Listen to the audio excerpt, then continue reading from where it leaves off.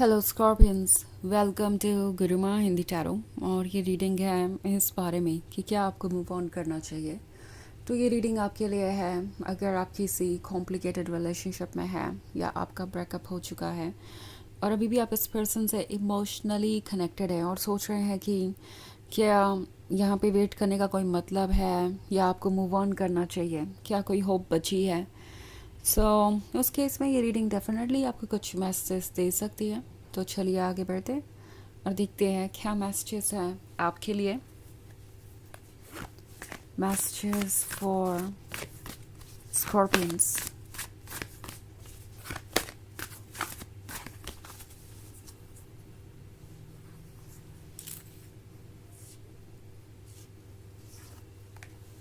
Page of Swords, Five of Wands, the Emperor, Eight of Swords, and Knight of Wands. Okay, so हमारे पास है the emperor. The emperor किसी की ज़िद को दर्शाता है। द एम्परर शायद किसी ऐसे बात को लेकर फिक्सेड है जो कि बिल्कुल ही एक्सेप्टेबल नहीं है। एक इंटरेस्टिंग चीज़ यह है कि द एम्परर के साथ साथ एट ऑफ सॉर्ड्स भी है। तो आप जिसके साथ भी इस वक्त इन्वॉल्व है, रिलेशनशिप में है या सेपरेटेड है, ये पर्सन सिर्फ और सिर्फ अपने आइडियाज़ के अकॉर्डिंग फ़ैसले नहीं ले रहा। ओके, इन्हें बहुत सारी एडवाइसेस मिल रही है दूसरों से और अजीब बात यह है कि इनमें से सारी एडवाइसेस नेगेटिव है। ऐसा लगता है जैसे कि कुछ लोग हैं इनके आसपास जो इंटेंशनली चाहते हैं कि आप दोनों का रिलेशनशिप वर्क ना करें।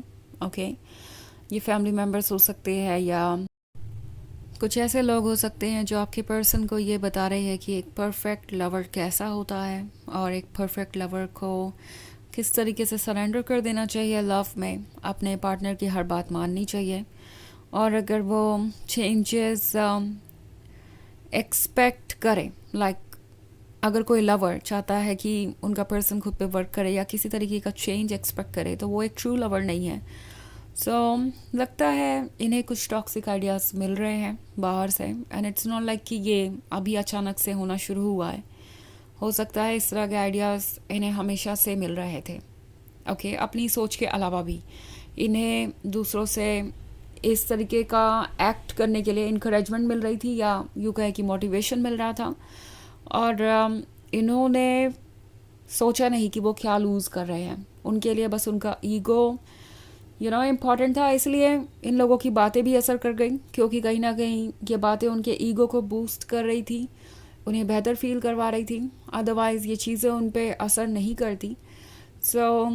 द एम्परर उन लोगों में से है जिससे लगता है कि लव बैक सीट पर रह सकता है। उन्हें बस अपने बारे में सोचना चाहिए या जो अच्छा है उनके लिए उस पर ही फोकस रहना चाहिए, भले ही वो कितना भी रॉन्ग हो, इन द सेंस कि इसकी वजह से आप कितना भी सफ़र कर रहे हो। नाइट ऑफ वॉन्ड्स का कार्ड है, तो ये पर्सन शायद फ्लर्ट भी कर रहा है दूसरों के साथ। अगर आप सेपरेटेड है तो हो सकता है ये पर्सन कोई और लवर खोज रहा हो। ओके, किसी और के क्लोज आना चाहता है, सोच रहे हैं कि आपको रिप्लेस कर देंगे या कुछ बेहतर करेंगे। तो बहुत कुछ देख रही हूँ मैं यहाँ पे एंड ये पर्सन इस वक्त बिल्कुल भी अपने ईगो से हटके किसी और चीज़ के बारे में सोचना नहीं चाहता। हालांकि हार्ट अपनी जगह पे है क्योंकि पेज ऑफ सोर्ड्स का यहाँ कार्ड है, तो क्लियरली ये पर्सन आपको वॉच कर रहा है। आपको वॉच किए बिना, आपको देखे बिना ये नहीं रह सकते। But at the same time इन्हें लगता है कि इतना काफ़ी है अपने मन को खुश रखने के लिए और बाकी सारी चीज़ें वो अपने अकॉर्डिंग कर सकते हैं। ये पर्सन यही फील कर रहा है कि जो भी वो आपके लिए फील करते हैं इस वक्त, जो भी लव है वो शायद टेम्प्रोरी है, वक्त के साथ ओवर हो ही जाएगा, तो उन्हें इसकी चिंता करने की ज़रूरत नहीं है। अगर उन्हें किसी बात की चिंता करनी चाहिए तो वो है अपने वेल बीइंग की, अपने कंफर्ट जोन की। तो ये एक बहुत ही वियर्ड सी सिचुएशन देख रही हूँ मैं। ओके, ये पर्सन यही चाहता है कि जो भी हो रहा है उसे आप एज इट इज़ एक्सेप्ट कर लें और आपको बिल्कुल भी ज़रूरत नहीं है कि आप उनमें कोई बदलाव लाएं।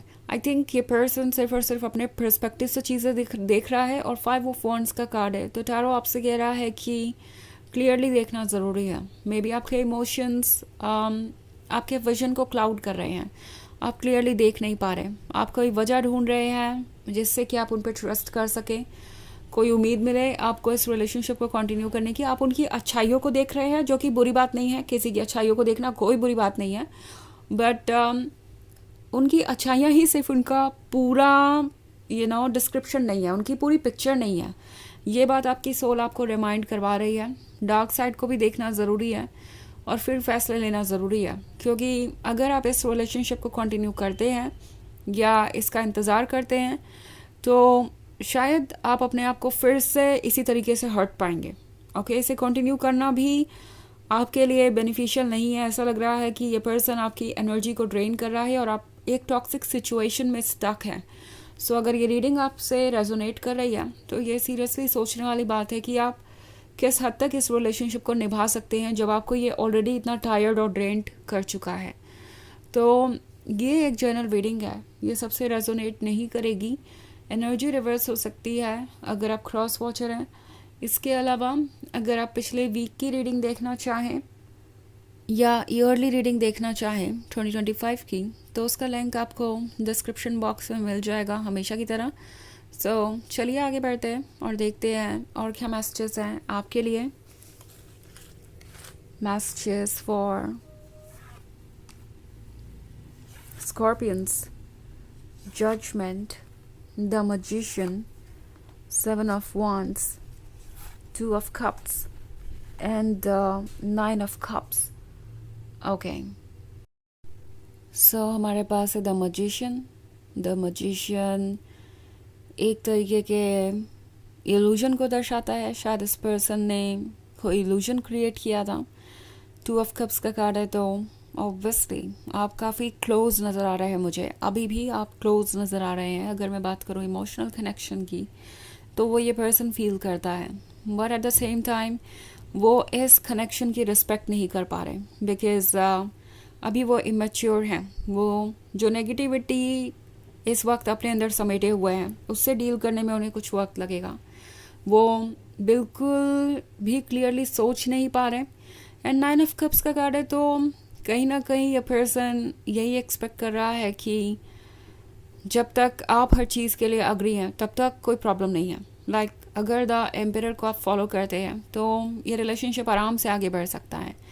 एंड इट्स नॉट लाइक कि सिर्फ ये आप दोनों के साथ होने के बारे में, ये पर्सन ये भी चाहेगा कि चाहे वो जैसा भी एक्ट करे, क्योंकि मैं नाइट ऑफ वॉन्ड्स का कार्ड देख रही हूँ, तो हो सकता है कि ये फ्लर्ट भी कर रहे हो दूसरों से और वो चाहेंगे कि आप इन चीज़ों को एक्सेप्ट करें, इसके साथ ओके रहें। सो बेसिकली अगर आप ऑप्शन बन के रह सकते हैं, कोई कंप्लेन ना करे और वो चाहे जब आपके लाइफ में आए जाएं इसके साथ भी ओके हैं, तो ये रिलेशनशिप कंटिन्यू हो सकता है उनके अकॉर्डिंग। एंड जजमेंट का कार्ड है, टैरो आपसे कह रहा है कि आपको ज़रूरत है अब जजमेंट करने की, जज करने की इस पर्सन को। ओके, मे बी आप वो नहीं करना चाहते थे, बट कभी कभी जज करना ज़रूरी हो जाता है ताकि हम अपने लिए सही चीज़ों को चूज़ कर सकें। एंड 7 of Wands आपसे कह रहा है कि खुद को प्रोटेक्ट कीजिए। ओके, अगर सवाल ये है कि क्या आपको मूव ऑन करना चाहिए, अगर आपको खुद को प्रोटेक्ट करने के लिए मूव ऑन करना पड़े, इस तरीके के बिहेवियर से बचने के लिए मूव ऑन करना पड़े, तो आपकी सोल आपसे कह रही है कि ये कीजिए अपने लिए और हेसिटेट मत कीजिए। आप सेफ रहेंगे और हैप्पीनेस आपके हिस्से में है, वो आपको मिलेगी ही मिलेगी। इस पर्सन पे वो डिपेंड नहीं करती। तो चलिए देखते हैं आपके लिए ऑरेकल मैसेज क्या है।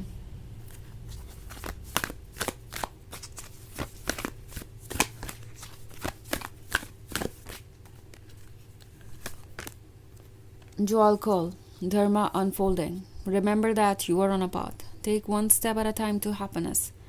तो ये कार्ड आपसे कह रहा है कि आप एक लंबी जर्नी पे हैं, एक बार में एक स्टेप लीजिए हैप्पीनेस की तरफ। आपको खुद को फोर्स करने की ज़रूरत नहीं है, ना तो इस रिलेशनशिप में रहने के लिए, ना इससे दूर जाने के लिए। मतलब अपना टाइम लीजिए, जो भी डिसीजन आज आप ले रहे हैं उसे फॉलो कीजिए धीरे धीरे, जेंटली। आप अगर खुद को फोर्स करेंगे इमीडिएटली कुछ भी अचीव करने के लिए तो वो आपके लिए वर्क नहीं करेगा। सो धीरे धीरे अपने रियलिटी में एडजस्ट कीजिए और आप देख पाएंगे कि आपके लिए क्या अच्छा है। तो ये है रीडिंग इस बारे में कि क्या आपको मूव ऑन करना चाहिए। आई होप आपको अच्छी लगी होगी। Thanks for watching. Till next video, bye.